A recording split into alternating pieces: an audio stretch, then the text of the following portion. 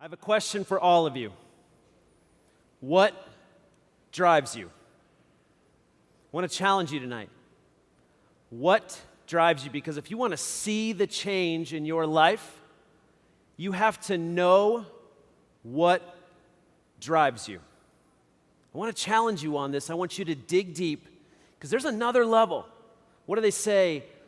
If you want to be where you've never been, you've got to do what you've never done. And to do that, you have to know what drives you. You see, we talk a lot about our why in this business, right? We need a big why. We need a great why. Our why is often a very beautiful thing, and that's the destination. What drives you is the vehicle that gets you there, and it's different than your why. And sometimes what drives you is down and dirty, nitty-gritty. Sometimes it's a little ugly, or sometimes it's not pretty. Sometimes you have to find something to fight for. See, my wife is one of the kindest people I know. But if you look at one of her kids cross-eyed, you better run. Okay? Give her something to fight for, and that's what's going to drive her. So I know women who don't walk 60 miles in a year. But you give them something to fight for, and they'll walk 60 miles in 3 days for a loved one they lost or somebody they're battling for. Oftentimes, what drives us is nitty-gritty, down and dirty, and I want you to find it or re-find it because sometimes we lose it. Sometimes we hit a certain level and we lose sight of it. Does that ever happen to you? If so, I want you to dig it up tonight. Somebody in the crowd tonight is going to discover what drives them or rediscover it or redig it up and make some magic happen. You're going to see the change in your business and your life. In 1985, the state of Texas had a problem, a litter problem. They were spending $20 million a year on cleaning up highway litter. $20 million on highway litter. Texas is a pretty big state, right? Who's from Texas? So they had a problem. Now, they had a great why, and they had it all over signs. Signs all over Texas said, "Keep Texas beautiful." All over, "Keep Texas beautiful." A beautiful why. It wasn't working. The why was great, but they didn't get what drove people. They needed a new slogan on those signs. So they came up with one, and it worked. And they put it everywhere, all over the signs, and they put it in halftime football games. I heard football is pretty big in Texas too. And everybody started saying it. And within 4 years, they reduced that litter on the highways by almost 75%, saving $15 million a year. See, they had a great why, keep Texas beautiful. Everybody loved it. But they found what drove people. And they came up with a new slogan. They put it on those signs. They gave people something to fight for. And you all know the slogan if you know the state of Texas. And it came from a litter campaign. What is it? Don't mess with Texas. They found what drove people. But sometimes we lose it. We lose sight of what drives us. We forget. In the late 80s, early 90s, Microsoft came up with a CD-ROM. It was a great new way to store a lot of information. They had an idea. They approached Encyclopedia Britannica, the largest, most popular, best-selling encyclopedia in the world at the time, and said, "We want to take your encyclopedia and put it on CD-ROM. It's this new thing. People can search and they can look on their computer." And Encyclopedia Britannica, who knew what drove them, they wanted to be great and take information to the people, said, "Microsoft, wait a second. No, we're the big boys here. We're the best-selling. We're the best. No one can touch us. No one wants their information on a computer. Why would they want that? They want books, and we're the king of books. Don't touch us, Microsoft. Stay in your game." So Microsoft approached an unknown encyclopedia company and created Microsoft Encarta, which quickly became the best-selling encyclopedia in the world, almost completely obliterated Encyclopedia Britannica. You see, Encyclopedia Britannica lost sight of what drove them.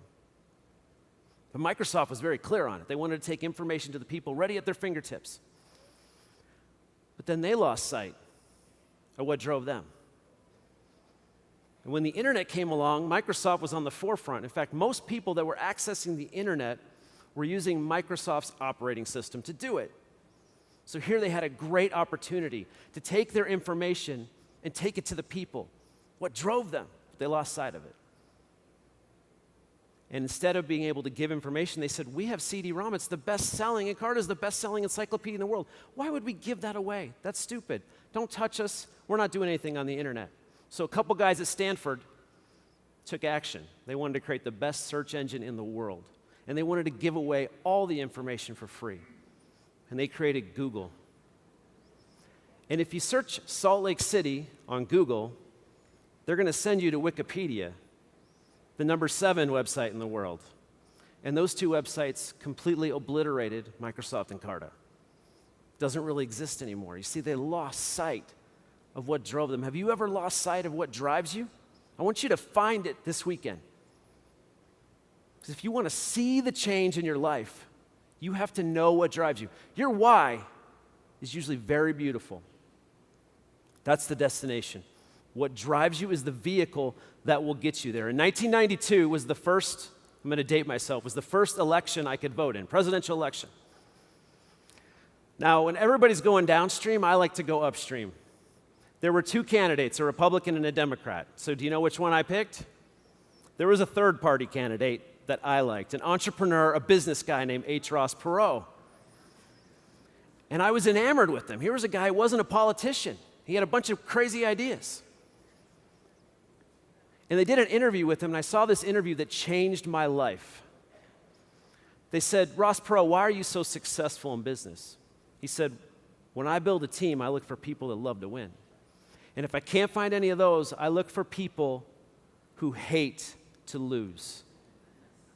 And right there, it was like I got let out of prison. You see, I don't love to win.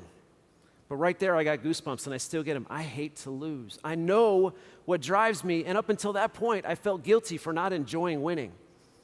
But then I discovered what drove me. I hate to lose. And translate that, and I hate to disappoint people. So what drives me is I have to put myself in a situation where I hate to lose. I put myself in a situation where I hate to disappoint people. Do you wonder why I do this job for all of you?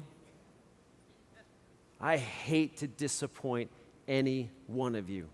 And it puts me in the perfect position.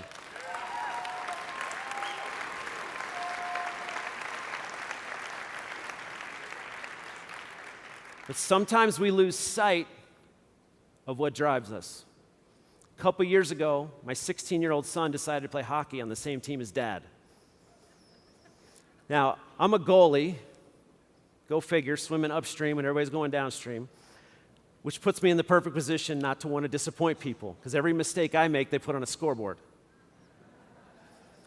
But as a 16-year-old, the first time I played with him on the same team, we played in an Independence Day tournament. Bunch of games on the same day. And we played really well. We finished first in the round robin. We went to the tournament. We made it to the semifinals. And the semifinal game ended in a 0-0 tie. Overtime, still 0-0. So we went to a shootout. And a shootout means each team picks 5 players, and they go one-on-one with the goalie. So as I'm waiting, it's very stressful. It's very stressful. As if it wasn't stressful enough that they put all mistakes on a scoreboard. Now everyone's off the rink, and they're all staring at you one-on-one. So my son comes up to me before the shootout starts, and he says, "How do you feel, Dad?" I say, "Well, shootouts and I don't mix. You see, I'm great on breakaways in a game, but for some reason in a shootout, it just didn't work for me." And I told him, I said, "I haven't won a shootout since 1994. He was born in 97. I said, "Buddy, shootouts and I don't mix. I just don't do well." And he got this look, and there was a mix of confusion and a little disgust. You see, somewhere down the line, he got this trait that he hates to lose. And he looked at me, and he took a stick, and he smacked it on my pads. He says, "Well, you're not going to lose this one." It went away. You see, I lost sight of what drove me, and he reminded me. And I could still feel the goosebumps. We have to be reminded. We got to dig it up. What drives you? I stopped every shot in that shootout. We won 1-0. We won the championship that afternoon. I know what drives me. I have to put myself in situations where I hate to lose.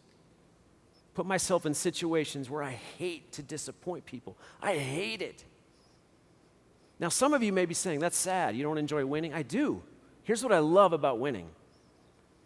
When I'm sitting out there and I watch one of you cross the stage and I know maybe it was just that one phone call and I contributed a tiny percent, my favorite memory of winning a hockey championship isn't lifting the trophy, it's not the final score, it's not any saves I made, it's sitting in the locker room watching the rest of the guys enjoy it. With a smile on my face, knowing that I contributed to that. Again, is it any wonder why I do this job? I love to see all of you win. See, I do love winning. I love to see all of you win, but I hate to lose. I hate it when people give up on their dreams. And if the word hate is bothering you right now, you're in the right place at the right time, because I want to dig it up. What drives you? You see, our why is often very beautiful. That's the destination. What drives you is the vehicle that will get you there, and sometimes it's nitty-gritty, down and dirty. See, I was ashamed of what drove me for a long time. I didn't understand why I didn't love to win. But when Ross Perot unlocked that door for me, let me out of prison to say, you hate to lose. I know what drives me. There's a leader here, and one of my favorite questions to ask leaders as they're growing and somebody who's really moving, my favorite question to ask is, what drives you? So I called this leader up and I said, hey, you're tenacious, man. I admire that. What drives you? There was no hesitation. He said, the wolf is always at the door. Do you think he knows what drives him? You see, this gentleman's why is very beautiful. The destination, very beautiful.